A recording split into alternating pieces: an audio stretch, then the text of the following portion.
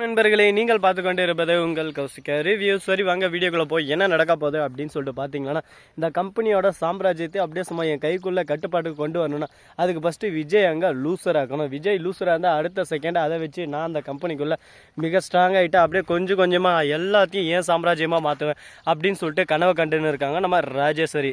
ஒரு பக்கம் நம்ம ரஞ்சிதம் என்ன சொல்கிறது ஏது சொல்கிறதுன்னு சொல்லிட்டு தெரியாமல் ராஜேஸ்வரிக்கு சப்போர்ட் பண்ணாமல் இருந்தால் நம்ம வாழ்க்கையே போயிடும். விஜய் மாமாவுக்கு சப்போர்ட் பண்ணலாம், விஜய் மாமா நமக்கு கிடைக்காம போயிடுவார். இதுக்கு நடுவில் நம்ம என்ன பண்ணலாம் ஏது பண்ணலாம்னு யோசனை இருக்காங்க. எங்கே போனாலும் நமக்கு தேவை காசு பணம் துட்டு மண்ணே. அதுக்கு நம்ம ராஜேஸ்வரி கூட இருந்தால் ஏதோ 5-10 தூக்கி போடுவா பொறிக்கின்னு போயிடலாம். விஜய் மாமாவுக்கு சப்போர்ட் பண்ணாலும் இப்போ அவர் இருக்கிற கண்டிஷனுக்கு ஒன்றும் பண்ண முடியாது. சரி ஓகே நாமளே எல்லாத்தையும் டீல் பண்ணிடலாம் அப்படின்னு சொல்லிட்டு ராஜேஸ்வரி பண்ணுற எல்லா விஷயத்தையும் ரஞ்சித் தான் யாருக்கும் தெரியாமல் வீடியோ எடுக்க ஆரம்பிக்கிறாங்க. கரெக்டாக நம்ம ராஜேஸ்வரி உள்ளே போகிறாங்க. எல்லாருக்கும் வணக்கம் ஜென்டல்மேன்ஸ்னு சொல்லிட்டு சொல்கிறாங்க. உடனே எல்லாரும் எழுறாங்க, என்ன உங்கள் தம்பி இந்த அளவுக்கு மோசமாக இருக்காரு, இதெல்லாம் இப்படி இருந்தால் எப்படி கம்பெனி ரன் பண்ணுறது, இதுக்கு மேலெல்லாம் உங்கள் கூட பார்ட்னர்ஷிப் வச்சுக்க முடியாது. ஐயோ எல்லாரும் மன்னிச்சிருங்க, என் தம்பிக்கோசம் நான் மன்னிப்பு கேட்டுறேன். எனக்கு என் தம்பி அந்த நிலமை பார்க்கறது ரொம்ப கஷ்டமாக தான் இருக்குது. என்ன பண்ணுறது, வாழ்க்கையில் நிறைய கஷ்டமெல்லாம் வரும்.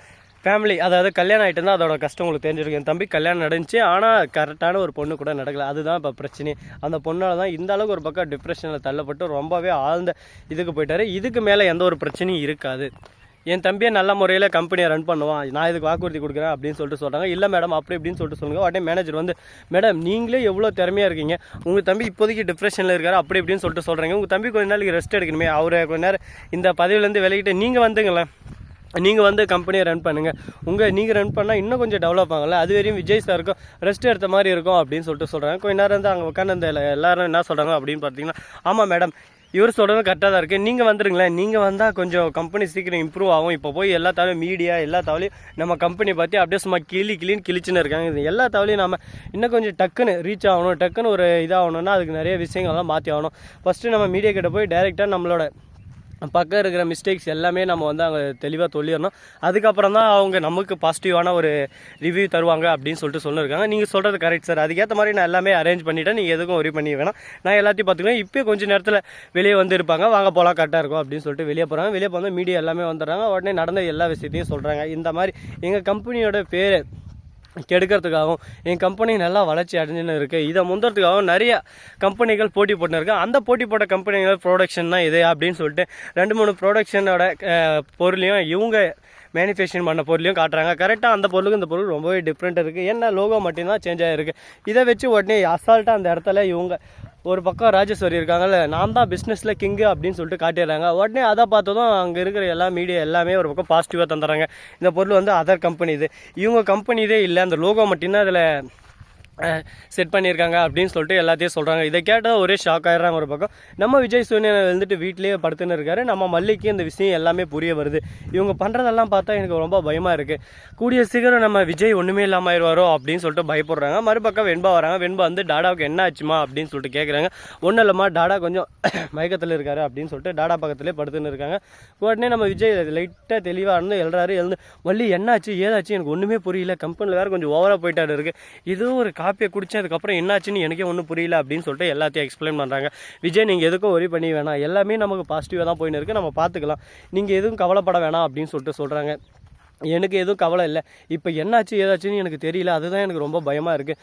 கம்பெனி வேறு ரொம்பவே டெல்லாக போயின்னு இருக்குது. அது மட்டும் இல்லாமல் நம்ம ப்ரொடக்ஷன் எல்லாமே ரொம்பவே ஒஸ்ட்டாக இருக்குதுன்னு சொல்லிட்டு நிறைய நியூஸில் ஸ்ப்ரெட் ஆகின்னு இருக்குது. அது எல்லாமே நம்ம தடுத்தாகணும். அதுக்காக நான் என்னால் முடிஞ்ச அளவுக்கு நான் கம்பெனியில் போயிட்டு அந்த ஒர்க்கை பண்ணி ஆகணும் அப்படின்னு சொல்லிட்டு சொல்கிறாங்க. இப்போதைக்கு நீங்கள் கம்பெனிக்கு போக வேண்டிய அவசியம் இல்லை அப்படின்னு சொல்லிட்டு சொல்கிறாங்க. ஏன் எதனால் அப்படின்னு சொல்லிட்டு கேட்டிங்கன்னா, உங்கள் அக்காவே கம்பெனியை எப்போ எடுத்து ரன் பண்ண ஆரம்பிச்சிட்டாங்க, இப்போதைக்கு உங்களுக்கு கொஞ்ச நாளைக்கு ரெஸ்ட் கொடுத்துருக்காங்க அப்படின்னு சொல்லிட்டு சொல்கிறாங்க. உடனே என்ன சொல்கிறீங்க டெம்பரரி எனக்கு ரெஸ்ட்டாக, இல்லை நான் மட்டும் அக்காவுக்கு இதை பற்றியெல்லாம் அவ்வளோ தெரியாது, இங்கே பாருங்கள் நியூஸ்லன்னு சொல்லிட்டு அக்கா பார்த்து பேசுறது எல்லாமே பார்க்குறாங்க. ரொம்பவே நல்லா இருக்கேன், என் அக்காவுக்குள்ளே இவ்வளோ திறமை இருக்காச்சு, என் அக்காவை நம்பி கம்பெனி கொடுத்துருந்தா இன்னும் டக்குன்னு முன்னேற்றிப்பாங்களே, பரவாயில்ல இந்த அளவுக்கு இருக்காங்களே, ரொம்ப பாராட்ட வேண்டிய விஷயம் தான் அப்படின்னு சொல்லிட்டு சொல்லியிருக்காங்க. வெளியே ராஜேஸ்வரி நின்று இதெல்லாம் பார்த்துன்னு இருக்காங்க. தான் தம்பி நம்ம மேலே எவ்வளோ நம்பிக்கை வச்சுருக்காங்க, நம்மளை எந்த அளவுக்கு ஒரு பக்கம் மோட்டிவேட் பண்ணி பேசினிருக்கான், ஆனால் நாம் அவனை எப்படி அழிக்கிறதுன்னு சொல்லிட்டு நினச்சின்னு இருக்கோம்லே, இந்த மாதிரி ஒரு கேடு கெட்ட எண்ணமாக நம்ம போயிட்டோம்லே, ஏன் இந்த மாதிரி நமக்குணும், இதுக்கு மேலே இந்த மாதிரி இருக்கக்கூடாது, தம்பி தனக்காக எவ்வளவோ சப்போர்ட் பண்ணி பேசினிருக்கான்.